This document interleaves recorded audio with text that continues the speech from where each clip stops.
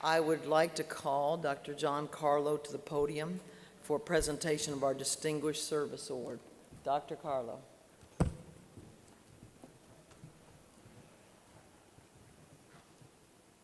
Thank you, Madam Speaker. I'm truly honored to be introducing the 2019 Texas Medical Association's Distinguished Service Award winner. But I humbly acknowledge the incapability to do what would be necessary to fully recognize Dr. Don Reed.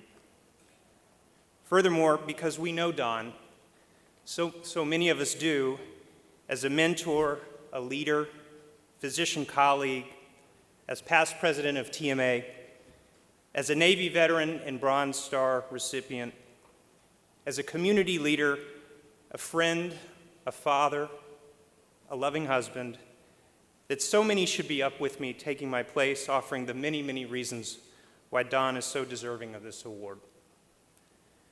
But what is hard today is that we lost Don this year on March 21st after a year-and-a-half battle with pancreatic cancer. Don so much wanted to be here, and he was so incredibly grateful to be the recipient of this award. He had such a wonderful time serving alongside you at TMA, and we all continue to miss Don. For our short time together this morning, it's simply not feasible to be able to fully give you Don's background, but I want to give you just a short perspective of why Don was important to me.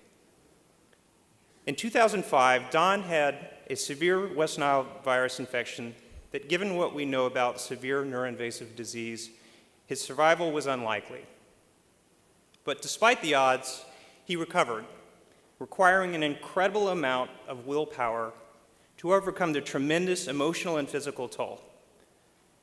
Even under these incredibly challenges, Don fought back, making it back to doing what he enjoyed doing the most in treating patients, and took it all in as an opportunity to help others. I ask that you imagine with me this morning for a moment of what this all means. Imagine you're waking up in a hospital bed, unable to easily move your arms and legs, and being told that you've been in the ICU for a week. Imagine feeling the worst pain you've ever felt in your life, simply trying to move your head off of the bed. Imagine being told this was all due to a mosquito bite, and that there's little that can be done now for you as far as treatment at this point. And finally, imagine that you're alone in that hospital room. No friends, no family. The only thing with you is an incredible fear about what your future is going to look like. Now imagine seeing Don Reed walk into your hospital room. Dr. Don Reed, not your physician, but also a survivor of West Nile, coming to visit you because he leads a survival support group and knows how important it is to have someone by your side as you begin putting your life back together. Imagine getting confusing hospital bills. Imagine needing to suddenly navigate an unfamiliar healthcare system. And imagine trying to find answers as to whether or not this pain, fatigue, and headaches will all ever go away. Imagine how important it is to have Don's cell phone number. And not only that, imagine how important it is to have Don call you and check on you. All this is not hard at all for us to imagine. We knew Don because wherever he went and whoever he talked to, he always began with an incredible debt of thanks and gratitude. We loved Don because he was so authentically kind and moved with passion, always to help people, whether it was his patients, family, friends, or fellow physicians. And finally, we miss Don because he filled rooms even larger than this one with a leadership presence that continues to set an incredibly high standard for all of us to strive to achieve. Last year, when Don's nomination was made, the TMA media staff had the opportunity to visit with Don and his family as he spoke to Executive Vice President and CEO for the Dallas County Medical Society, Michael Derazette. The following are excerpts of that conversation. Even as a little kid, I always wanted to be a doctor. And I always told people that that was at age 8. My brother swears it was at age 3 or 4, and that I never changed. I think I just wanted to help people. Right. Everybody else wanted to be an airplane pilot or a fireman or this, that, that. I wanted to be a doctor. So in your path, through your journey in your career, has it kind of unfolded the way you envisioned, or? Well, I said that, as a little kid, I wanted to be a doctor. At age 11, I decided I wanted to be a medical missionary. So that didn't unfold the way I thought it would. I actually went to Zaire, what's now the Democratic Republic of the Congo, for my last 6 weeks of medical school.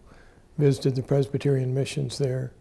Went to a couple of different hospitals out in the boonies where you had an x-ray machine and you did all the operations, you did all the TB treatments. Then later on, when I was in Vietnam, practicing out at the battalion aid station, I had about the same amount of lab capabilities. So I realized in Vietnam how limiting it was to practice that way when I had now, entered an era where everything was new and modern, and there were lots of new things you could do, lots of tests you could do that you didn't used to be able to do. So that shaped my journey. So you've had all these different parts to your career. What part's been the most rewarding for you? Oh, the most fun is taking care of patients, even today. I love taking care of patients. I love the interaction with the patient.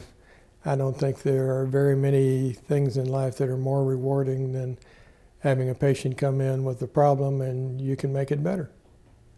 It's a wonderful feeling. Of course, I have to say that I told my cardiologist, Rick Snyder, one day, that I said, in the last 2 weeks, 3 different people have either said to me or to somebody else in my presence that I saved their life. He said, oh, people tell me that every day. So the two of you got to travel all over Texas when you were president of the TMA. So what were some of the highlights of your journey traveling through Texas? Well, the biggest highlight was all the wonderful people we met. I was so impressed by all the County Medical Society officers, the Alliance members that we traveled with. Debbie Pitts was the president my year. We were just, by the residents, by the students we met, I was just impressed by all the people coming up the chain. For the future, I think we will be in very good hands. Knowing what you know today, what would you tell your younger self? I think there are 2 things I would say. One is you have to pay more attention to the business side of medicine. We were not taught anything about business in medical school, as every investment person knows, because they can sell doctors all sorts of things that they shouldn't be buying. The other thing I would say is you need to get involved in organized medicine earlier in life than I did. I was fortunate to get in the game late and still be able to rise up the ladder. But I think those are the 2 most important things. And so they really do need to understand the business side of their practice so that they can understand whether they really ought to stay employed by a hospital group or go out on their own. So that's great for the young physician.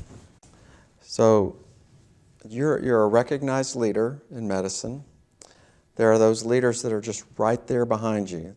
What would you share with them that would be meaningful for their positive impact on organized medicine? Well, I think the most important thing you can do is get involved in everything you can get involved in, and get involved as early as you can. It does take time in the various things we have in the TMA to be on different committees and different councils and have different opportunities. And it takes time to progress up the ladder in leadership roles. So getting involved early is very important. The earlier you get involved, the more you learn about what's going on. The more you learn about what's going on, the more you realize that we do have an effect. At the Capitol building in Austin, we do have an effect in public opinion, and we can wield our power through the TMA, through our councils and committees and ad hoc committees and all the other things that we do. Sure.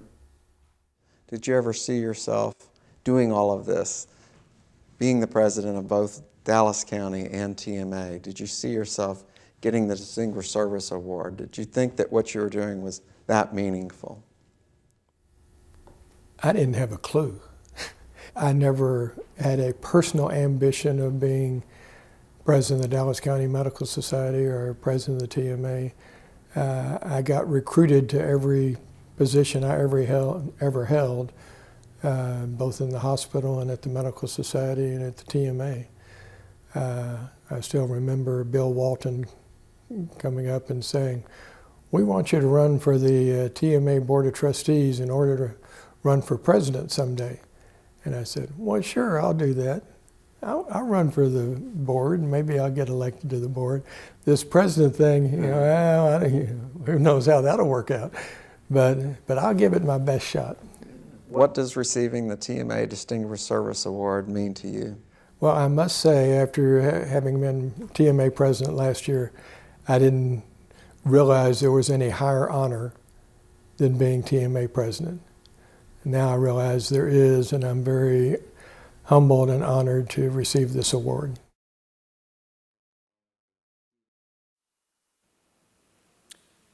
Here today to receive the 2019 Distinguished Service Award for Dr. Don Reed is members of his loving family, his wonderful wife, Roberta Reed, 2 children, Alison Reed and Sarah Gehrenbeck, and their cousin, Deborah Kronchowski. Please join me in thanking them as they come up to accept TMA's highest recognition in Don's honor.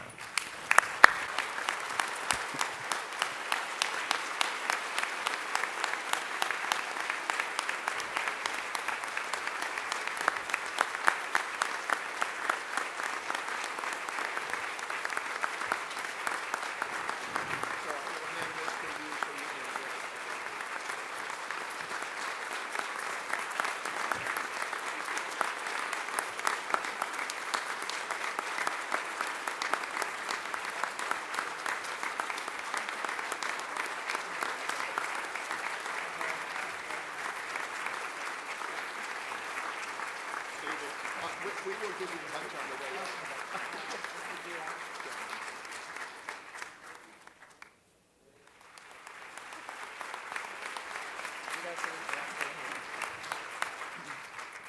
I want to thank you for this wonderful opportunity. Don really was honored. He was humbled and honored and surprised that he was awarded this beautiful, beautiful award. He loved the TMA. He loved the staff, the officers. He loved all of his physicians, friends. He loved everybody in the TMA, loved what you stand for, and all the students. And with every meeting that we went to the year that he was president, he came out and said exactly what he said on this video, which was, "We are in good hands. The future of medicine in Texas is wonderful, and we're very fortunate." So thank you all very, very much.